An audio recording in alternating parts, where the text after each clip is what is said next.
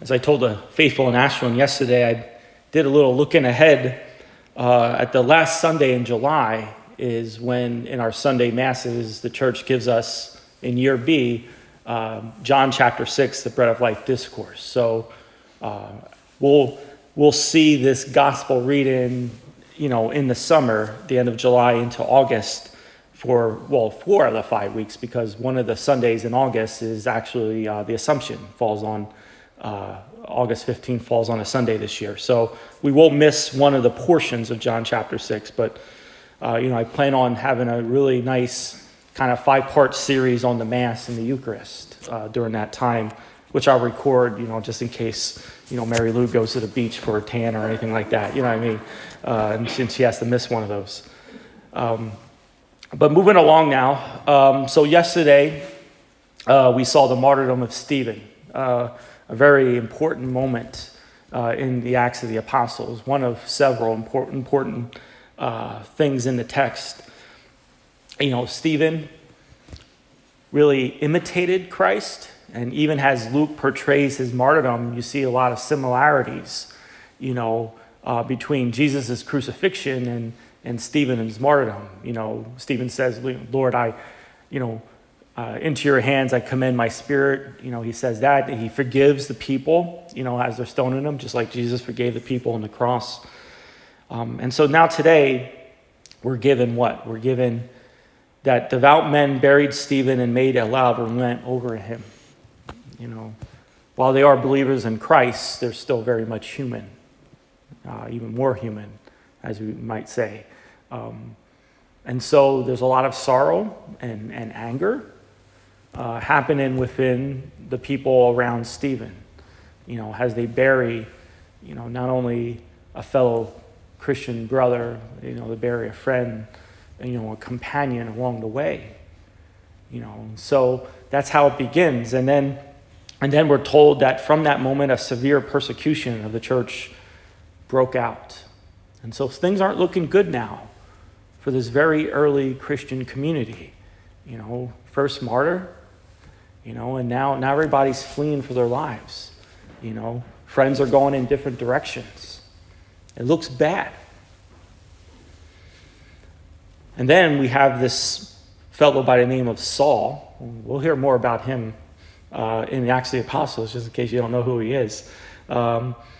He's going into house after house, dragging out men and women and handing them over for imprisonment. So again, doesn't look good. Just like sometimes we look around us and we look at what's happening now, like it doesn't look good. It doesn't look good in our country. It doesn't look good in the church. Here's what happens when the people are scattering. Where are they scattering? They're scattering, and what's happening? The gospel message now, as promised by Jesus, is being proclaimed to all the nations. In the persecution, God is working and bearing fruit. Okay, remember that. In the midst of the trials, God does his best work. And that's what's happening here. Now the gospel message, instead of a Christian community who are all friends and who are all comfortable with each other, we have like-minded people all around us. And now persecution comes in. Oh no, our comfort, we have to get out of our comfort zone. Now we have to scatter. Oh no, I'm going to miss my friends.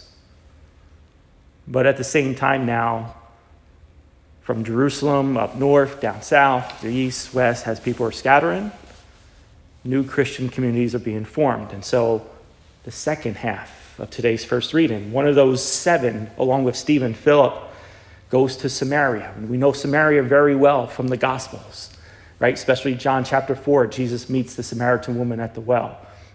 The Samaritans were the groups that were hated by the Jews because they considered them to be traitors. They had some Jewish origin in them, but they also had many pagan cultures mixed in with them, and with that, their pagan practices mixed in with their religious beliefs. That's why they were considered the worst of the worst in the minds of the Jews, because they were Jews, but you betrayed us, type of mentality. But now the message, Jesus Christ into Samaria, and the people are filled with joy. The town is converted. Just one example that from the persecution, what happens? The church even starts to grow. Always remember that. Trials, persecutions, whatever awaits us, God now starts to bear fruit. As one of our church fathers says, might be Tertullian, I'm not sure, that the blood of the martyrs is the seed of the church. And right now, in the beginning of the Acts of the Apostles, chapter 8, it's happening right now, and I would say it will happen again here. Always remember that. Now we'll see what happens as the church begins to grow. We'll see what challenges awaits for this new spread in church. May God bless you.